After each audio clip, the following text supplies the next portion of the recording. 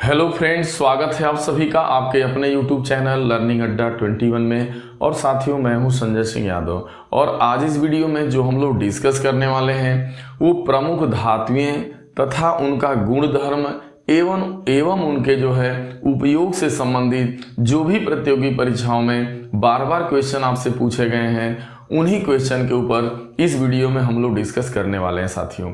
और जो भी क्वेश्चन इस वीडियो के अंतर्गत लिए गए हैं वो आपके बार बार जो है दोहराए हुए क्वेश्चन ही आपका यहाँ पर लिया गया है। साथियों, आप बने रहें इस वीडियो में अंत तक। और यदि आप नए हैं, अब तक आपने हमारे चैनल को सब्सक्राइब नहीं किया हुआ है, तो आप कृपया करके हमारे चैनल को सब्सक्राइब कर लें। इस वीडियो के अंतर्गत आपको बहुत सारी जानकारियां मिलने वाली हैं। क्या आप जानते हैं कि कौन ऐसा तत्व है, कौन ऐसी धातु है जो सर्वाधिक कठोर धातु है, कौन ऐसी धातु है जो सबसे अधिक भारी धातु के अंतर्गत रखी गई है, या अमलगम क्या होता है, या यस्दीकरण क्या है, या कौन ऐसी धातु है जो कमरे के तापमान पर जो है द्रव अवस्था में पाई जाती है, या कौन ऐसी धातु है जिसे जो है मिट्टी के तेल में रखा जाता है और वो नर्म होती है, बहुत ही नर्म धातु होती है। और इसके साथ ही साथ जो है बहुत सारे यहाँ पे, जैसे यदि जो है किसी भी व्यक्ति को गोली लग जाती है तो गोली लगने के बाद जो है कौन ऐसी धातु है जो जहर फैलाने का काम शरीर के अंदर करती है। तो ऐसे बहुत सारे महत्वपूर्ण क्वेश्चन आपको मिलेंगे। इसके साथ ही साथ आपको इस वीडियो के अंतर्गत मिलेगा कौन ऐसी धातु है जो सर्वाधिक अभिक्रियाशील है, कौन कम अभिक्रियाशील धातुएं हैं, या आपको यह भी मिलेगा कि जो है सर्वाधिक अघातवर्ध धातु कौन है। समान बहुत सारे धातु से संबंधित बहुत महत्वपूर्ण क्वेश्चन मिलने वाले हैं। यदि इन सभी सवालों का जवाब आपके पास है तो ठीक है, अगर नहीं है तो आप बने रहें इस वीडियो में अंत तक। चलिए हम लोग वीडियो की शुरुआत करते हैं। तो यहाँ पे सबसे पहले हम लोग थोड़ा ये जान लें कि हम लोग जब धातु के बारे में अध्ययन करने चल रहे हैं तो हमें धातु को समझना होगा। तो देखिए, धातु क्या है, यानी वे तत्व जो इलेक्ट्रॉन का त्याग करते हैं, जो इलेक्ट्रॉन के त्याग करने की प्रवृत्ति रखते हैं, अर्थात धनायन बनाने की क्षमता रखते हैं, वही हमारे तत्व जो है धातु कहलाते हैं। ठीक है। और अधातुएं क्या होती हैं, यानी वे तत्व जो इलेक्ट्रॉन को ग्रहण करने की प्रवृत्ति रखते हैं, यानी वो ऋणावेशित कण होते हैं, उन्हें हम अधातु की संज्ञा देते हैं। कुछ ऐसे भी तत्व होते हैं जिन्हें जो है आपका यानी उपधातु, यानी एक तरह से आपका जैसे सिलिकॉन हो गया और जो है जर्मेनियम हो गया, तो ये जो है ना धातु होते हैं न अधातु होते हैं, बल्कि उपधातुएं होती हैं। जनरली तौर पे ये विद्युत एवं ऊष्मा की कुचालक होती हैं, लेकिन एक तरीके से यानी इन्हें हम सेमी कंडक्टर कहते हैं। यानी सिलिकॉन एवं जो जर्मेनियम है यह अर्धचालक का काम करते हैं, यानी सेमी कंडक्टर। तो आप अच्छे से समझ गए धातु क्या है, यानी मेटल क्या है, नॉन मेटल क्या है, और उसी में आपने जो है देखा कि सेमी कंडक्टर के बारे में, अर्धचालक। देखिए, धातुएं जितनी भी धातुएं सभी लगभग जो है विद्युत एवं ऊष्मा की सुचालक होती हैं, लगभग सभी। और वहीं पे अगर हम अधातु की बात कर दें तो जितनी भी अधातु तत्व होते हैं वे सभी के सभी लगभग विद्युत एवं ऊष्मा के कुचालक ही होते हैं। और लेकिन जो आपके जो सेमी कंडक्टर होते हैं, जो अचालक होता है एक तरह से, यानी सुचालक, कुचालक एवं अर्धचालक उसे कहते हैं सेमी कंडक्टर। तो ये क्या होता है, यह जो है एक तरीके से देखा जाए तो जनरल अचालक की भांति व्यवहार करता है, लेकिन इसमें जब कुछ अपद्रव्य अशुद्धियां मिला दिया जाता है तो यह चालक की भांति व्यवहार करने लगता है। जैसे इसमें सिलिकॉन एवं जर्मेनियम है। तो ये अच्छे से आपका डाउट दूर हो गया। अब हम लोग सीधा चलते हैं कि देखिए, पहला क्वेश्चन जो काफी महत्वपूर्ण है वो है कि सर्वाधिक अघातवर्ध धातु कौन है। यानी ऐसी धातु जो पीटने पर बहुत ज्यादा फैलती है, टूटने का काम नहीं करती। तो सर्वाधिक जो अघातवर्ध धातु है वो आपकी सोना एवं चांदी है। यानी सबसे प्रथम में आपकी सोना है, सर्वाधिक अघातवर्ध धातु। अब आगे हम लोग चलते हैं। ये बात हम लोग कर ही लिए कि जितनी भी धातुएं होती हैं सभी विद्युत एवं ऊष्मा की चालक यानी संचालक होती हैं। लेकिन अगर बात की जाए कि चांदी सर्वोत्तम संचालक है, यानी जो चांदी होती है वो विद्युत की और ऊष्मा की सर्वोत्तम संचालक होती है, जबकि सीसा निम्नतम संचालक होता है। यह बार बार क्वेश्चन आया है कि निम्नतम संचालक क्या है, तो निम्नतम जब संचालक की बात होगी तो वो आपका जो होगा सीसा होगा। यह देखा जाए तो सीसा एक तरीके से अचालक है। ऐसा भी प्रश्न घुमा के आया है कि सर्वाधिक अचालक धातु कौन है। जब सर्वाधिक अचालक धातु आ जाएगा, यानी वो धातु है लेकिन अचालक की भांति व्यवहार करती है, तो वो आपका सीसा है। क्योंकि बहुत जितनी भी धातुएं वो सभी, क्योंकि धातु हैं तो इलेक्ट्रॉन का त्याग करेंगी, जब इलेक्ट्रॉन है तो ऑलरेडी वो जो है करंट का फ्लो होगा। एक बात समझना है, तो चांदी जो है सर्वोत्तम संचालक है और सीसा निम्नतम संचालक है। अब थोड़ा आगे बात करते हैं कि कमरे के ताप पे कौन देखिए, जो भी कमरे का टेम्परेचर होता है उस कमरे के टेम्परेचर पे सभी धातुएं जो होती हैं वो ठोस अवस्था में पाई जाती हैं, मात्र केवल पारा को छोड़ के।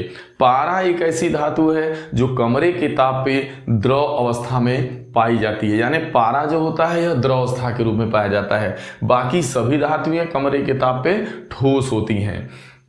ये चीज समझ में। अब पारे के बारे में थोड़ी और आगे चल के जानकारी हम लोग करेंगे कि कैसे हम पारे का अमलगम तैयार करते हैं, या सारी चीजें इसमें थोड़ा आगे देखने को मिलेगा आपको।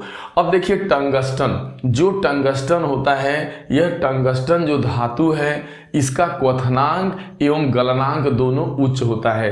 यानी कौन ऐसी धातु है जिसका क्वथनांक एवं गलनांक दोनों उच्च होता है, तो वो आपका टंगस्टन है। जो बल्ब का फिलामेंट होता है वो टंगस्टन का ही बना होता है। तो ये चीज आपको अच्छे से तैयार रखना है।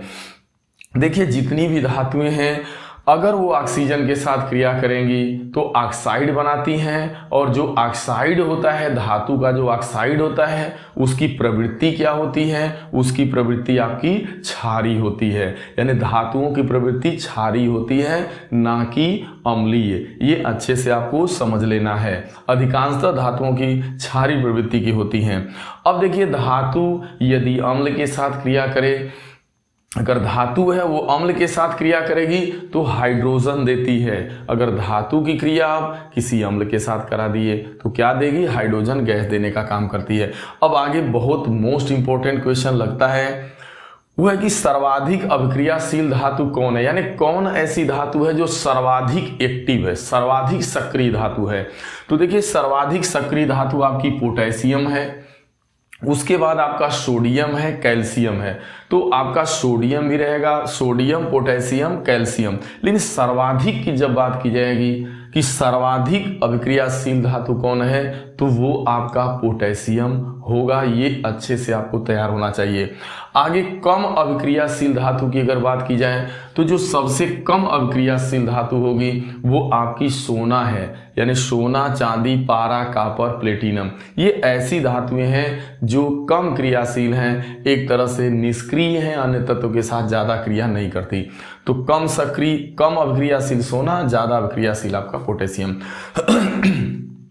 देखिए सबसे नर्म एवं मुलायम धातु, देखिए आता है परीक्षा में कि सबसे नर्म एवं मुलायम धातु क्या है, तो जो सबसे नर्म एवं मुलायम जो धातु होती है वो आपकी सोडियम होती है। सोडियम एक ऐसी धातु है जिसे चाकू के द्वारा भी काटा जा सकता है, और हमेशा जो सोडियम को होता क्या है कि इसे मिट्टी के तेल में रखा जाता है। अब मिट्टी में के तेल में रखे जाने का क्या कारण है इसे भी जान लें आप।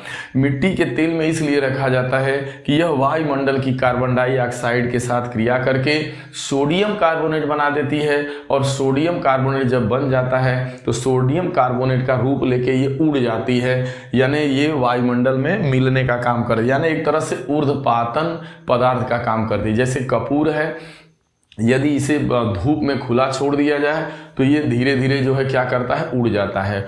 उसी तरीके से जो है यदि सोडियम को आप खुला छोड़ देंगे तो ये धीरे धीरे ऊर्ध्वपातन का रूप लेकर के उड़ने का काम करेगी, सोडियम कार्बोनेट बना लेगी वायुमंडल से कार्बन डाइऑक्साइड लेके।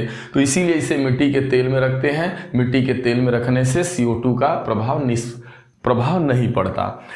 और एक चीज और ध्यान देना है, जब ये सोडियम जलती है तो पीले रंग का जलने का काम करती है। पीला जल, जब सोडियम को जलाते हैं तो यह पीला रंग का जलती है।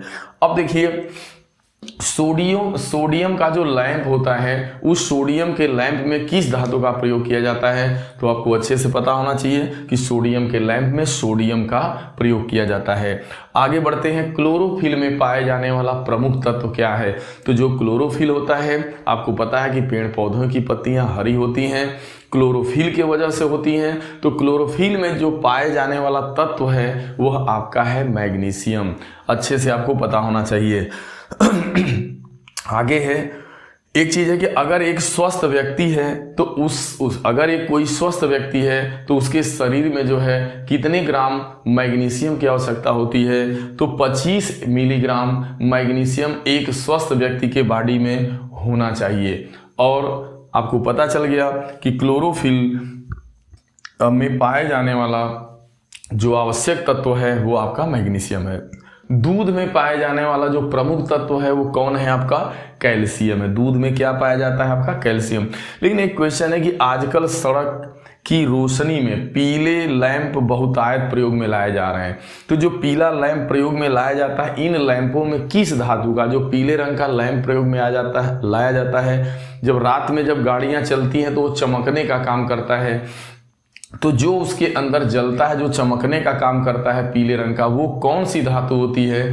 तो वो सोडियम धातु होती है। एक तरीके से वो सोडियम लैंप ही होता है। ठीक है, अब हम लोग आगे बढ़ते हैं।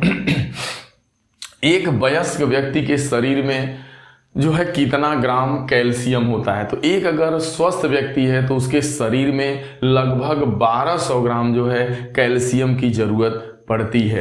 ठीक है, अब देखिए मतदान के समय प्रयोग की जाने वाली जो अमिट स्याही है वो किसकी बनी होती है, यानी उसमें कौन सा तत्व होता है? बहुत इंपॉर्टेंट क्वेश्चन। मतदान के समय प्रयोग की जाने वाली अमिट स्याही जो सिल्वर नाइट्रेट के नाम से जानी जाती है, यानी उसमें सिल्वर नाइट्रेट है। अमिट स्याही सिल्वर नाइट्रेट से तैयार किया जाता है। सोना को घोलने के लिए किस रसायन का प्रयोग किया जाता है? तो सोना को घोलने के लिए अम्लराज का प्रयोग किया जाता है। यहाँ दो अम्लें जो होती हैं, एक हाइड्रोक्लोरिक अम्ल होती है, एक नाइट्रिक अम्ल होती है। दोनों 3 संबंधे 1 के अनुपात में मिला करके अम्लराज तैयार किया जाता है और अम्लराज में सोने को घोला जा सकता है। अब देखिए, जो सबसे शुद्ध क्वालिटी का सोना होता है, जो सबसे सर्वोत्तम क्वालिटी का सोना है, वो कितने कैरेट का होता है? तो वो आपका 24 कैरेट का होता है और उसकी शुद्धता 100% होती है। लेकिन यदि वही 18 कैरेट का सोना है तो उसकी शुद्धता प्रतिशत में कितनी होगी? यह बहुत बार पूछा गया क्वेश्चन है। तो जो 18% सोने की शुद्धता यदि है तो परसेंट में कितना होगी? 75%। तो ये अच्छे से तैयार रखना है कि 18 कैरेट सोने में शुद्ध स्वर्ण का जो मान होता है वो 75% होता है। अगर वो 24 कैरेट का है तो 100%। ठीक है, आगे देखते हैं हम लोग। अब है पारा धातु। आपने अभी देखा कौन ऐसी धातु है जो कमरे के ताप पर द्रव अवस्था में पाई जाती है? तो वो आपने देखा था पारा है। अब पारा एक धातु है, लेकिन पारा में देखिए अमलगम क्या होता है? सबसे पहले ये जानना है अमलगम क्या है। तो पारे में किसी धातु के घोल को, यानी पारा है उसमें किसी धातु के घोल को अमलगम कहा जाता है। यानी पारा में जब किसी धातु को घोला जाता है तो उसका जो घोल तैयार होता है उस धातु के साथ, वह उस धातु का अमलगम बोला जाता है। पहले तो अमलगम क्या है? तो पारा में किसी धातु के घोल को ही अमलगम कहा जाता है। यदि आपको सोना का अमलगम तैयार करना है तो पारा में सोना मिला दिया जाएगा। चांदी का अमलगम तैयार करना है तो पारे में चांदी मिला दिया जाएगा। और यदि आपको तांबे का अमलगम, यानी जिस धातु का अमलगम तैयार करना है तो पारे में उसको घोला जाता है, क्योंकि पारा एक द्रव के रूप में पाया ही जाता है। जैसे आपको चांदी का अमलगम तैयार करना है तो चांदी का आपने जो है बुरादा ले लिया, चूर्ण ले लिया चांदी धातु का, और उसे पारे में आप जैसे ही मिलाएंगे तो वो आपस में मिल जाएगा और वही जो है चांदी का अमलगम होता है। जैसे कभी कभी दांत के डॉक्टर जो होते हैं गड्ढे को भरने के लिए दांत के अंदर, तो जब वो चांदी और चांदी का अमलगम ही भरा जाता है, उसको भर देते हैं, तुरंत हार्ड हो जाता है, लेकिन उसमें पारा एवं चांदी का मिश्रण होता है। आगे चलिए देखते हैं हम लोग। ये हो गया। अब देखिए ट्यूबलाइट में भरा जाने वाला तत्व कौन कौन सा हो? जैसे ट्यूबलाइट होती है तो ट्यूबलाइट में क्या भरा जाता है? एक तो मरकरी की वाष्प होती है, यानी जो पारा की भाप और साथ में आर्गन गैस, ये दोनों होता है। ट्यूबलाइट में मरकरी की वाष्प एवं आर्गन गैस। अब देखिए सर्वाधिक कठोर धातु कौन है। देखिए यदि सर्वाधिक कठोर धातु का नाम आएगा तो सर्वाधिक कठोर जो धातु है वो आपकी प्लेटिनम है। और यदि ये आपसे पूछा जाए कि सर्वाधिक कठोर पदार्थ क्या है, तो सर्वाधिक कठोर जो पदार्थ है वो आपका हीरा है। लेकिन हीरा है क्या, धातु है कि अधातु? तो हीरा आपका जो है अधातु तत्व है, धातु तत्व नहीं है। लेकिन सर्वाधिक कठोर धातु की जब बात होगी तो आपका प्लेटिनम होगा। ठीक है, कौन सी धातु ऊष्मा व विद्युत की कुचालक है। देखिए कौन सी धातु ऊष्मा एवं विद्युत की कुचालक मानी जाती है, तो वो आपका सीसा है। देखिए सर्वाधिक जो है विद्युत एवं ऊष्मा की सुचालक कहेगा तो वो आपकी चांदी है। और सबसे कम की बात की गई थी सीसा, सबसे कम का मतलब एक तरह से नहीं होता है, यानी अचालक कह सकते हैं, कुचालक कह सकते हैं। तो कौन सी धातु ऐसी है जो धातु है बट वो ऊष्मा एवं विद्युत की कुचालक है, तो वो आपका सीसा है। आप देखते हैं सीसा में करंट फ्लो नहीं होता, लेकिन सीसा एक धातु है।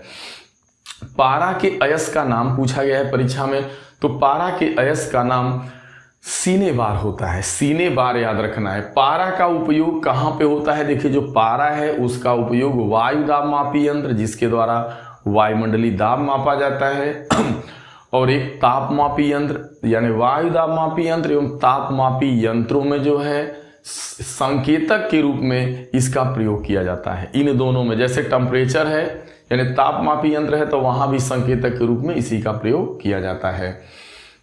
आगे है सीसा का अयस्क है, तो सीसा का अयस्क क्या है? सीसे के अयस्क को भी पूछा गया है, गैलेना एवं सीरूराइड। तो गैलेना एवं सीरूराइड इसके जो है अयस्क हैं। अब देखिए एक आगे हम लोग बढ़ते हैं, जैसे जो आपका पेंट होता है, जितने भी ऑयली पेंट है या जो भी पेंट है उसमें जो है शीशे का अंश होता है, यानी शीशे का तत्व पाया जाता है। तो जो इसका कार्य करता है, यानी जितने भी पेंटर्स लोग हैं जो शीशे का जो पेंटिंग का काम करते हैं, तो उनके अंदर शीशा की विषाक्तता की बीमारी होने के ज़्यादा चांस होते हैं। तो जो शीशे द्वारा होने वाली जो विषाक्त जो बीमारी है उसका क्या नाम होता है? तो उस बीमारी का नाम है पेंटर्स कोलिक। यानी पेंटर लोगों को ये बीमारी होने का चांस रहता है। वजह क्या है? कि वजह बस यही है कि पेंट में जो है शीशे का अंश पाया जाता है। और देखिए उसी बीमारी को कई नाम से जैसे तीव्र शीशा विषाक्त को क्या कहते हैं? जो तीव्र शीशा विषाक्त बीमारी है उसे क्या नाम दिया गया है? तो इसे 3 नामों से जानते हैं। इसे प्लम्बिज्म पेंटर्स कोली, प्लम्बिज्म पेंटर्स कोली की बीमारी, या जो है सटर्निज्म की बीमारी, या कोलिका पिक्टोनम। कोलिका पिक्टोनम यानी ये पेंटर्स लोगों को ये बीमारी होने के चांस होते हैं। देखिए कहता है अंतिम अस्थाई तत्व क्या है? जो सबसे अंतिम एवं अस्थाई तत्व है वो आपका शीशा होता है। आगे बात करते हैं जो बहुत ज्यादा इंपॉर्टेंट, जैसे जो गोली होती है, जो बंदूक की जो गोली होती है वो किससे बनाई जाती है? तो जो बंदूक की गोली होती है वो लेड एवं आर्सेनिक, यानी लेड एवं आर्सेनिक के मिश्रण से तैयार की जाती है। यानी लेड एवं आर्सेनिक का मिश्रण होता है, इसी के द्वारा गोली जो है तैयार की जाती है। आगे है कि गोली लगने पर किस धातु के कारण शरीर में जहर फैलता है? तो गोली लगने के बाद किस धातु के वजह से शरीर में जहर फैल जाता है, तो उस धातु का नाम बताइए। तो वह धातु आपका सीसा है। सीसा जैसे ही गोली लगती है तो सीसा जो होता है वो पूरे बॉडी के अंदर फैलने लगता है, जो पॉइजन का काम करता है, जिसके वजह से मृत्यु हो जाती है। ठीक है, तो यही धातु मतलब जहर फैलाने का काम करती है, वो है सीसा। अब आगे हम लोग देखते हैं, एक आपने सुना होगा रोल गोल्ड, यानी रोल गोल्ड जो सोना होता है, जिसे रोल गोल्ड कहा जाता है, जिसे आप कृत्रिम सोना की संज्ञा देते हैं, यानी बनावटी सोना। तो जो रोल गोल्ड या जो बनावटी यानी जो कृत्रिम सोना होता है वो किन 2 धातुओं से मिलकर बना होता है? तो उसमें कापर जो आपका होता है वो 90% और एल्युमिनियम आपका 10%, इन्हीं दोनों के मिश्रण से तैयार किया जाता है। मतलब कापर एवं एल्युमिनियम 90% 10%। अब एक होता है झूठा सोना, किसे कहते हैं? जो देखने में बिल्कुल सोने जैसा दिखता है। तो झूठा सोना किसे कहते हैं? यानी आयरन पायराइड को। झूठा सोना किसे कहते हैं? आयरन पायराइड को। अब सर्वाधिक भारी तत्व क्या है? सबसे हैवी तत्व में संज्ञा किसकी है? तो ओस्मियम की है। सबसे भारी तत्व कौन है धातुओं में? तो आपका ओस्मियम है। तैयार रखना आपको अच्छे से। अब सर्वाधिक हल्का तत्व, तो सर्वाधिक जो हल्का तत्व है वो लिथियम है, और सबसे भारी तत्व जो है वो आपका ऑस्मियम है। यानी ये धातुएं हैं, लिथियम भी धातु है, ऑस्मियम भी धातु है। ठीक है। मानव शरीर, मानव द्वारा जो है खोजे जाने वाली जो पहली धातु थी वो कौन थी, अभी पूछा जाता है। तो मानव द्वारा खोजे जाने वाली जो पहली धातु थी वो आपकी तांबा थी, यानी कापर, जिसे कापर कहा जाता है। यानी तांबा को सबसे पहले आदि मानवों ने खोजा था। अब देखिए जो पेयजल होता है उसमें जो है हमारे जो है जो पीने योग्य पानी होता है, WHO की गाइडलाइन के अनुसार पारे का उसमें तांबे की कितनी मात्रा होनी चाहिए? तो 2 मिलीग्राम प्रति लीटर होनी चाहिए। कहने का मतलब पेयजल में WHO के अनुसार अधिकतम तांबा की मात्रा कितनी होनी चाहिए पानी में? तो 2 मिलीग्राम प्रति लीटर होनी चाहिए। यदि कोई तांबा का बर्तन है या तांबा है, यदि उसे हवा में आप खुला छोड़ देते हैं तो खुला छोड़ देने पर उसमें जो है कार्बोनेट की एक परत चढ़ जाती है, जो हरे रंग की, लगभग हरा या ब्लैक लिए देखने में, क्योंकि तांबा जो होता है ये जैसे ही आप खुला छोड़ेंगे तो वायुमंडल से संपर्क करके ये कार्बोनेट बना देता है और कार्बोनेट की परत चढ़ जाती है, जिसके कारण वो जो है आपका जो है हरा हरा टाइप का दिखने लगता है। देखिए लौह अयस्क से, जैसे कोई लौह अयस्क है उससे शुद्ध लोहा जो तैयार किया जाता है, तो उस प्रक्रिया को क्या कहते हैं, उस प्रोसेस को क्या कहते हैं? तो जो लौह अयस्क होता है उससे जो शुद्ध लोहा तैयार किया जाता है, क्या वो ऑक्सीकरण की प्रक्रिया से तैयार होता है कि अपचयन की प्रक्रिया से, यानी ऑक्सीडेशन द्वारा कि रिडक्शन द्वारा? तो आपको अच्छे से तैयार रखना है कि जो शुद्ध जो अयस्क हो, जो लौह अयस्क है उससे जो शुद्ध लोहा तैयार किया जाता है वह जो है अपचयन की क्रिया यानी रिडक्शन द्वारा, अच्छे से ध्यान में रखिएगा, अपचयन की क्रिया होती है, तभी जाकर के अयस्क से शुद्ध लोहा तैयार होता है। आगे जंग को रोकने के लिए जो पाइप होती है, मान लीजिए लोहे की पाइप है, तो यदि कोई मान लीजिए धातु है और उस पर जंग लग रहा है तो उसके जंग को रोकने के लिए किस तत्व का लेप चढ़ाते हैं? तो आपको पता होना चाहिए कि वहां पे जस्ते का लेप चढ़ाया जाता है। तो जब किसी भी धातु के ऊपर हम जस्ते का लेप लगा देते हैं तो वह जस्ते का लेप लगाना ही जो है यस्दीकरण कहलाता है। आपसे पूछा जाता है यस्दीकरण क्या है? तो किसी भी धातु के ऊपर जो है जस्ता का लेप चढ़ाना ही यस्दीकरण है। या यस्दीकरण की प्रक्रिया में किस धातु का लेप लगाया जाता है? तो आपको पता होना चाहिए जस्ते का। ठीक है, ये जंग को रोकने हेतु पाइप पर जस्ते की एक परत चढ़ा दी जाती है जिसे यस्दीकरण कहते हैं। अब देखिए ऑडियो वीडियो टेप पर कौन सा रासायनिक लेप चढ़ाया जाता है? तो जो ऑडियो वीडियो टेप होता है उसके ऊपर कौन सी धातु का लेप चढ़ाते हैं? तो आयरन ऑक्साइड का। ऑडियो वीडियो का जो टेप होता है उसको सुरक्षित रखने के लिए किस धातु का लेप चढ़ाया जाता है? तो वो होता है, या कौन से तत्व का लेप चढ़ा, वो तत्व क्या होता है? वो आयरन का ऑक्साइड होता है।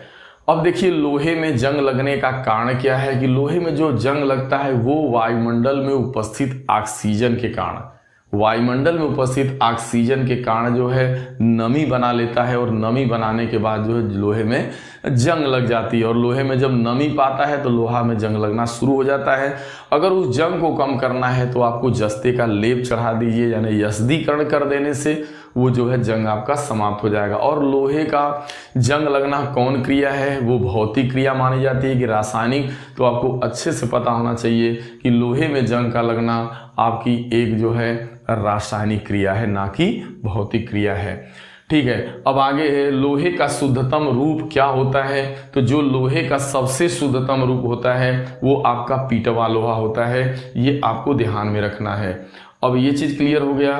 अब कठोर स्टील में कार्बन की कितनी प्रतिशत मात्रा होनी चाहिए? जो कठोर स्टील होता है, जो स्टील है आपका कठोर, उसमें कार्बन की कितनी मात्रा होनी चाहिए?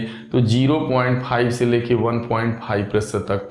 अब देखिए यूरेनियम के अयस्क का नाम बताना है, तो यूरेनियम के अयस्क का नाम पीच ब्लेंड होता है।